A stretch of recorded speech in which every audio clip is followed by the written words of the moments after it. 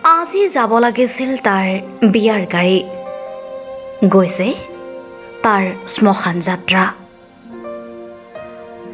বেদাংকৰ মৃতদেহ মৰণোত্তৰ পৰীক্ষাৰ কৰি চন্দন নগৰৰ ঘৰলৈ অনা হৈছে চাৰিওফালে কান্দোনৰ ৰোল শোকাকুল পৰিৱেশ চন্দন নগৰত একমাত্ৰ পুত্ৰক হেৰুৱাই শোকত ভাগি পৰিছে বেদাংকৰ পিতৃ-মাতৃ আত্মীয় স্বজন লোকে লোকাৰণ্য হৈ পৰিছে নিহত যুৱকজনৰ বাসগৃহ news desk reporter live Assam আজি মোৰ সম্পৰ্কীয় এজন দদাইদেউ আমাৰ মাজৰ পৰা হঠাতে হেৰাই গ'ল আমি এনে এখন জেগাত আছোঁ যিখন জেগা সকলোৱে চিনি পায় চন্দন নগৰ কিন্তু আজি আমি ইয়াতে ধৰক সুৰক্ষিত নহয় আজি তেওঁ নিজৰ স্থান বুলিয়ে কৈছোঁ তাতে এনেকুৱা এটা পৰিস্থিতি হয় ঘৰৰ মুখতে এনেকুৱা এটা পৰিস্থিতি হ'ল আমি অতি দুখ মনেৰে এই কথা ক'ব লগা হৈছে এজন ডেকা ল'ৰা সফল ডেকা ল'ৰা আজি তাৰ বিয়াৰ গাড়ী যাব লাগিছিলে কিন্তু আজি তাৰ শ্মশান ঘাটলৈ গাড়ী গৈছে সেইকাৰণে অতি দুখ পাইছোঁ মানে ক'বলৈ আৰু একো ভাষা নাই